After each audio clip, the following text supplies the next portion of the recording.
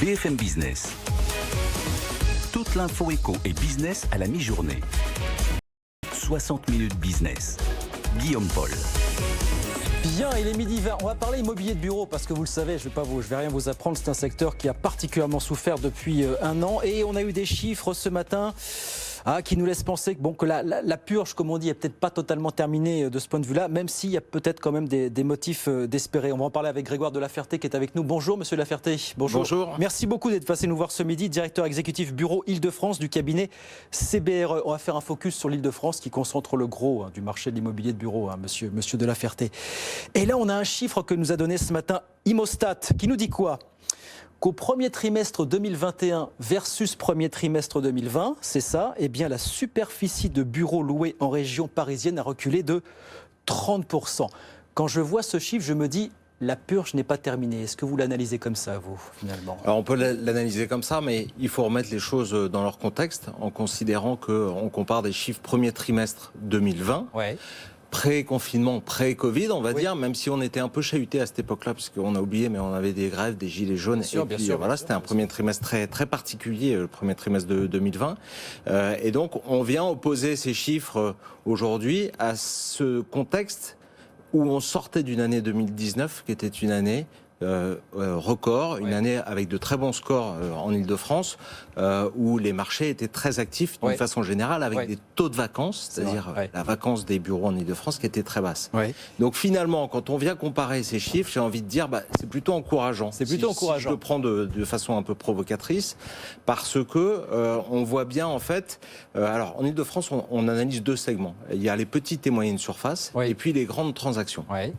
Ce qui est intéressant de voir, c'est surtout, je vais commencer par les peut-être petites et moyennes surfaces, parce que c'est le poumon de l'activité. C'est quoi, c'est moins de 1000 m², hein ? C'est moins de 5000 m². Ensuite, on peut faire un distinguo entre le 0,1000 et le 1500 m². Mais ce qui est intéressant, c'est de voir comment les entreprises, en fait, elles vivent, comment elles agissent et comment elles évoluent. Ce qu'on regarde de façon très attentive. Pour aller vite à l'essentiel, on n'a pas beaucoup de temps. Comment elles évoluent aujourd'hui ? Voilà. Alors, elles évoluent de façon positive, parce que si on prend les chiffres 0,1000 m², notamment petites transactions, et ben en fait, ça se passe très bien. On est simplement sur une correction de 15% par rapport à l'année dernière. Donc là, on renonce pas à louer des bureaux ? On renonce pas à louer des bureaux, on se repositionne, on se recentre sur des points de transport principaux. C'est l'un des thèmes principaux de cette année 2020 et l'un des enseignements. On se recentre proche des hubs de transport et des hubs de business notamment.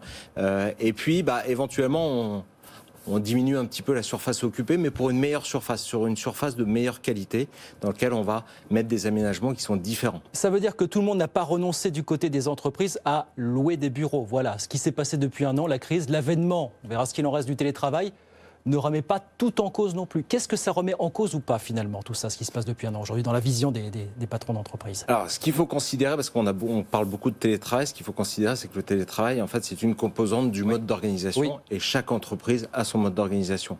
Donc, quand on prend ça en compte, on s'aperçoit que les organisations, les entreprises, elles ont besoin de surface, elles ont besoin d'un point central d'ancrage pour les salariés, pour qu'ils puissent y revenir. Et pour ceux qui anticipent évidemment le futur, on se positionne sur ce thème-là en disant je dois imaginer aujourd'hui comment je vais faire fonctionner mon entreprise demain.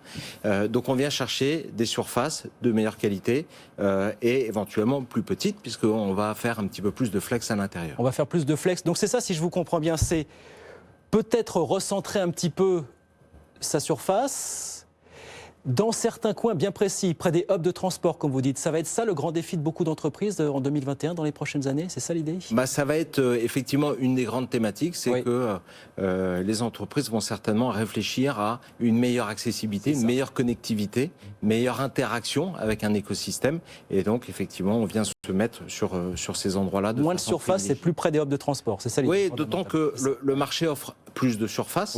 Pendant que les volumes de transactions étaient en baisse, pendant ce temps-là, on a l'effet inverse sur l'évolution des surfaces disponibles en Île-de-France. On a gagné presque 1 million de mètres carrés en l'espace d'un an.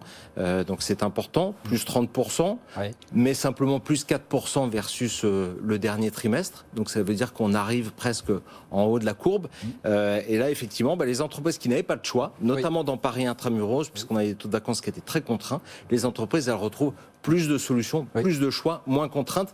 Donc, elle continue à aller sur ses cœurs de marché. On est au bout, on a 30 secondes, mais ça veut dire un marché ça va recréer un marché à deux vitesses, des prix très élevés près des hubs des transports, donc dans Paris intramuros, et beaucoup moins élevés finalement, des prix qui vont chuter plus on s'éloigne du centre de Paris finalement. Alors l'histoire le dira, pour l'instant, ce qu'on voit, c'est pas d'évolution. Ça pourrait se concevoir comme ça. Ça pourrait se concevoir comme ça. On voit pas ou très peu d'évolution sur les valeurs locatives aujourd'hui. Ouais. D'une façon générale, les choses restent assez stables.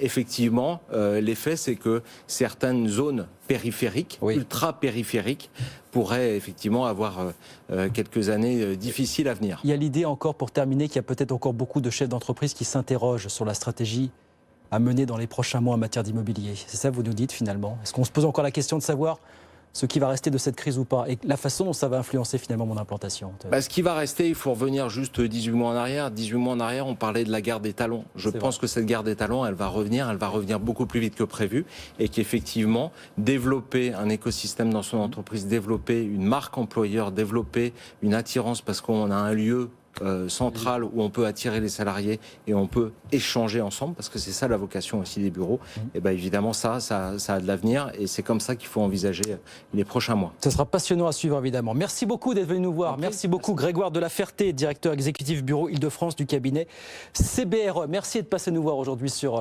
BFM Business. Merci beaucoup.